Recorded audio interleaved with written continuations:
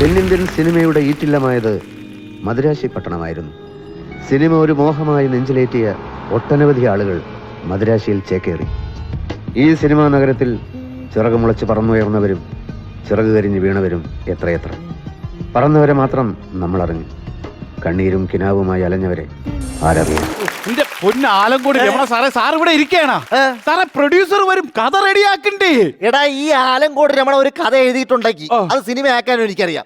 നിനക്കറിയാത്ത ചില കാര്യങ്ങളുണ്ട്. എന്തോന്ന്? എടാ, നിനക്കറിയാമോ തെന്നിന്ത്യൻ സിനിമയുടെ ഈറ്റില്ലമായിരുന്നു മദിരാശി പട്ടണം. സിനിമാ മോഹം നെഞ്ചിലേറ്റ് നടന്ന ചില ആൾക്കാര് ഈ മദിരാശി പട്ടണത്തിലോട്ട് കുടിയേറി പാർത്തു. പക്ഷെ അവിടെ ചില ആൾക്കാര് ചിറക് മുളച്ച് പറന്നുയർന്നു. ചില ആൾക്കാര് ചിറക് കൊഴിഞ്ഞ് തറയിലോട്ട് പോയി. സാർ മദ്രാശി പട്ടണത്തിലേക്ക് പോകാത്തത് നന്നായി. അതെന്ത്? ഇല്ലെങ്കിൽ സാറിന്റെ ചിറവ് അവന്മാർ അരിഞ്ഞു വീഴ്ത്തിയാണ്.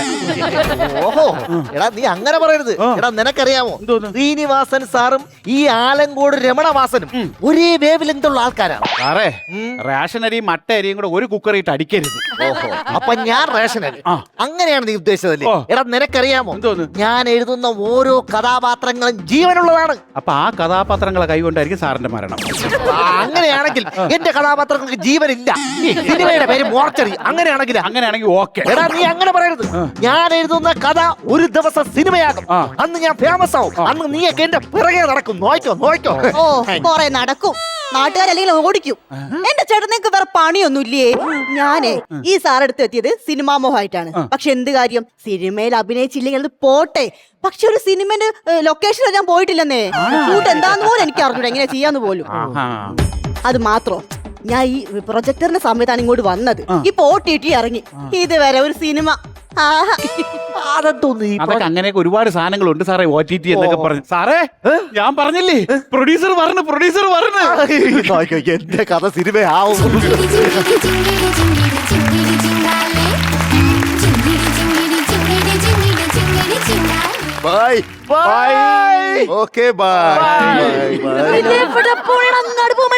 സോറി, ഞാൻ ആ ബായ് ഉദ്ദേശിച്ചത്. ഞാൻ ബോംബെയിലെ കോടീശ്വരനായ ശങ്കർദാസ്. ഞാൻ ഒരു പാവപ്പെട്ട എഴുത്തുകാരൻ, ആലങ്കോട് രമണവാസൻ. പിന്നെ കഥാ തിരക്കഥാ സംഭാഷണം ആയില്ല, ആവാൻ വേണ്ടി നടക്കുന്നു. ഇത് എന്റെ ഭാര്യ Anuradha. Don't touch me, only husband touch me. സിനിമയിലൊക്കെ അഭിനയിച്ചിട്ടുണ്ടോ? പിന്നെ കേട്ടിട്ടില്ലേ, പ്രണയമണി തൂവൽ പൊഴിയും പവിഴമഴ. ആ മഴ. സ്ക്രിപ്റ്റ് എന്തായി? ആയോ? പിന്നെ സ്ക്രിപ്റ്റ് വായിക്കൂ. നീ ഇന്നലെ എന്റെ 100 രൂപ കടം വാങ്ങിച്ചില്ലേ? സ്ക്രിപ്റ്റ് വായിച്ചു കൊടുക്കും. അതെ, സാറിന്റെ സ്ക്രിപ്റ്റ് ആണ്. വൈകാരികമായ രംഗങ്ങളിലൂടെ കടന്നു പോകുന്ന കഥയാണ്. കരയരുത് കേൾക്കുമ്പോ. അനുഗ്രഹിക്കണം. കഥ പറയട്ടില്ല. ഈ കഥ നടക്കുന്നത് അങ്ങ് ബോംബെയിലാണ്. അതെ. എന്ത് പണിയെ കാണിച്ചു? ഫോണെ വിളിച്ച് പറയാൻ പാടില്ല. ഞങ്ങൾ ഇങ്ങോട്ട് വരേണ്ട വല്ല കാര്യം ഉണ്ടായിരുന്നോ? അങ്ങനെയല്ല, ബോംബെയിലാണ് കഥ നടക്കണമെങ്കിലും പറയണത് കേരളത്തിലല്ലേ. ഈ ബോംബെയിലെ ഒരു തെരുവ്.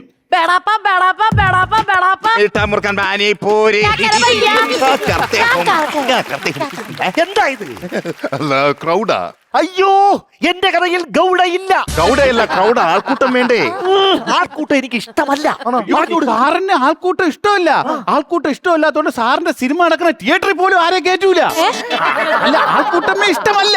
ആൾക്കൂട്ടമില്ലാത്ത കാര്യം പറയാം. അപ്പോ ബോംബെയിലെ ഒരു ബഹളവുമില്ലാത്ത തെരുവ്, അവിടെ ഒരു വജ്രപ്പണിക്കാരന്റെ കഥയാണ്. അതെ, വജ്രങ്ങൾ ഉണ്ടാക്കുന്ന ആളെ പേരാണ് ഭാസ്കർ ഷെട്ടി. അദ്ദേഹത്തിന് ഒരു കാമുകിയുണ്ട്. അവരുടെ പേരാണ് ലയോളാസ് ഡെ ഗലത്ത.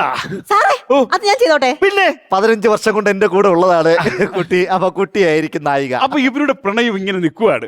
അപ്പൊ എന്ത് ചെയ്തു, ഭാസ്കർ ഷെട്ടി കാമുകിക്ക് 10 വജ്രക്കല്ലുകൾ വെച്ചൊരു മാല പണിതങ്ങ് കൊടുക്കുക. പറഞ്ഞു തീരുന്ന മുമ്പേ ഈ മാല കയ്യിലങ്ങ് കിട്ടിയല്ലോ. അതിനുശേഷം ഗൾഫിൽ നിന്നും നമ്മുടെ ഒരു പവിത്രൻ ഷേക്ക് എന്ന് പറഞ്ഞ ഒരാള് വന്ന് നമ്മുടെ നായികയും കല്യാണം കഴിച്ച് ഗൾഫിലേക്ക് അങ്ങ് പോകും. Ladies and gentlemen, attention please. പറന്നിറങ്ങണോന്ന് മഞ്ഞത്തവള പറയാനാ. ഓക്കെ, അപ്പൊ ഈ ഗൾഫിലേക്ക് ചെന്നല്ലോ. അവിടെ ചെന്നതും പവിത്രന്റെ മരുഭൂമിയിൽ ഭയങ്കര വരൾച്ച. വരൾച്ച. ആംബിയൻസ് ക്രിയേറ്റ് ചെയ്താണ്. പറയൂ പറയൂ ബാക്കി അപ്പൊ ഈ പറയൂ. വരൾച്ച വരുമ്പോ ഈ പുള്ളിക്ക് പൈസയിലെ പ്രശ്നം വരുമല്ലോ. അപ്പൊ എന്ത് ചെയ്യും? പുള്ളി ഭാര്യയിലെ മാലയും കൊണ്ട് നേരെ കടയിൽ വിൽക്കാൻ ചെല്ലുമ്പോ 10 വജ്രക്കല്ലില്ലേ, അവിടെ ചെല്ലുമ്പോഴാണ് ട്വിസ്റ്റ്. എന്താ twist? അത് വജ്രക്കല്ലുകളല്ല, വെള്ളം വെള്ളാരം കല്ലുകൾ. അതെ, തട്ടാൻ തട്ടി, തട്ടീന്നോ? തട്ടാൻ ഷെട്ടി. ഷെട്ടി. ഓക്കേ. എന്താണ് ഈ സിനിമയുടെ പേര്? ഈ സിനിമയുടെ പേരാണ് ഡയമണ്ട് എഗ്ഗിടുന്ന പെൻഗിൻ. ആണോ? അങ്ങനെയാണെങ്കിൽ ഈ സിനിമയ്ക്ക് ഒരു പാട്ട് ഞാൻ തരട്ടെ. എന്താ? തീയൊരുക്കി തന്തന തന്തന തൃത്തകിടാക്കി തന്തന തന്തന. എടോ, ഇത് പൊന്മുട്ടയിടുന്ന താറാവിന്റെ സ്ക്രിപ്റ്റ് അല്ലേ? അതെ, മനസ്സിലായില്ലേ? മനസ്സിലായി. അഡ്വാൻസ് തിരിച്ചു വാങ്ങിക്കരുത്. അത് വാങ്ങിക്കില്ല, നിങ്ങൾ എനിക്ക് ഫ്രഷ് സാധനം തരും. വേറെ ഉണ്ട്, അത് തരാം. വേറൊന്ന് വായിച്ചു, മറ്റേ കഥ വായിച്ചോട്. മലബാർ. ഇത് കേൾക്കൂ, അത് മലബാർ. ഇതൊരു മലബാർ പശ്ചാത്തലത്തിൽ ഒഴുകുന്ന കഥയാണ്. ഒട്ടകങ്ങൾ വരി വരി വരിയായി, കരക്ക മരങ്ങൾ നിര നിര നിരയായി, ഒട്ടകങ്ങൾ വരി വരി വരിയായി. ഒന്ന് നിർത്തേ. എന്തോ ഇത്? മലബാറിന്റെ ആംബിയൻസ്. ആംബിയൻസ് ഒന്നും കൂടെ വേണ്ട, ഞാൻ കഥ പറ.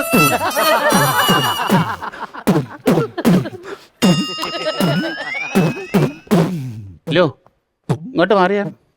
പുള്ളിക്ക് കാശുള്ളതുകൊണ്ട് എന്തും കാണിക്കാം. സാറിന് ഇത് എന്തെന്റെ കുഴപ്പം സാറേ? ആംബിയൻസ്. ഒരു ആംബിയൻസും ഇല്ലാതെ വീട്ടിൽ ഇരിക്കേണ്ടി വരും. ഉണ്ടാതിരുന്നോ? ആണ്ട്രാ തൃശ്ശൂർ പൂരത്തിലെ വേട്ടക്കാരൻ. കോടീശ്വരൻ. ഓക്കെ, അപ്പൊ ഈ മലബാർ ബേസ് കഥ പറയട്ടെ സാറേ. അവിടെ ഒരു ഹബ്ബ ഹാജി എന്ന് പറയുന്ന ഒരാളാണ്. അതെ, അദ്ദേഹത്തിന്റെ കഥയാണ്. അദ്ദേഹം കുടുംബം നോക്കൂല, കുട്ടികളെ നോക്കൂല, ഒറ്റ കാര്യം നോക്കത്തില്ല. അങ്ങനെ ഇരിക്കെ പുള്ളിയെ വീട്ടുകാരെല്ലാരും കൂടെ ചേർന്ന് നേരെ ഹജ്ജിന് വിടുന്നു. ബാക്കി ഞാൻ പറയാം. പുള്ളി ഹജ്ജ് കഴിഞ്ഞ് വീട്ടിലേക്ക് തിരിച്ചു വരുന്നു.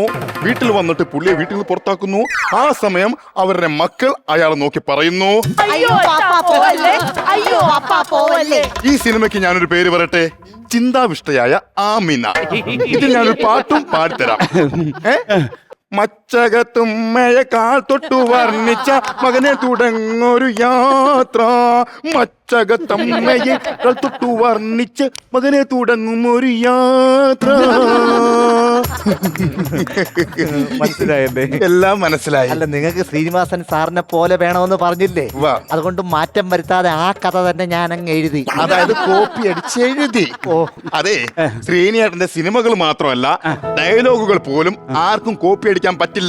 കാരണം നമ്മുടെ നാട്ടിലെ എല്ലാവരുടെയും മനസ്സിൽ ആ ഡയലോഗുകളൊക്കെ ഇങ്ങനെ പതിഞ്ഞു കിടക്കാണ്. ഓരോന്നിനും അതിൻ്റെതായ സമയമുണ്ട് മോനെ. അച്ഛനോ? ഞാൻ വിചാരിച്ച ഏതോ കുത്തക മുതലാളിയാണെന്ന് പേടിച്ചു. അയ്യോ, സംസാരിച്ച് നേരം പോയത് അറിഞ്ഞില്ല. മീനവിയൽ എന്തായോ എന്തോ. പോളണ്ടിനെ പറ്റി നീ ഒരക്ഷരം മിണ്ടരുത്, എനിക്കത് ഇഷ്ടമല്ല. ആർട്ടിസ്റ്റ് കുളത്തിലേക്ക് ചാടുകയാണല്ലോ, അപ്പോ ക്യാമറയും ഒപ്പം ചാടും. കേട്ടാ? മനസ്സിലായി. കേട്ടാ? മനസ്സിലായി. ഇനിയിപ്പോ ഇനി എഴുതുന്നുണ്ടോ? അല്ല, അപ്പൊ നിങ്ങൾ പറഞ്ഞു വരുന്നത് ഞാൻ കഥ എഴുത്തുകാരനല്ലെന്നാണ്. ഞങ്ങളല്ല, താൻ തന്നെയാണ് അത് തെളിയിച്ചത്. ഇനി എഴുതുമോ നീ?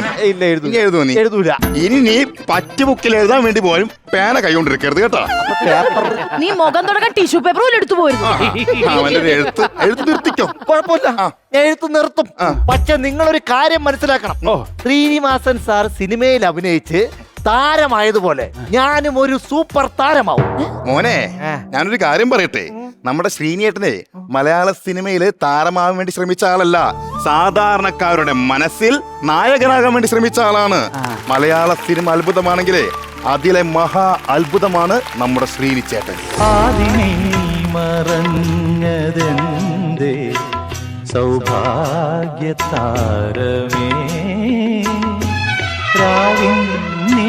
നീലകലികയിൽ ഏകദീപം നീ പാതിമേ മറഞ്ഞതെന്തേ സൗഭാഗ്യതാരമേ.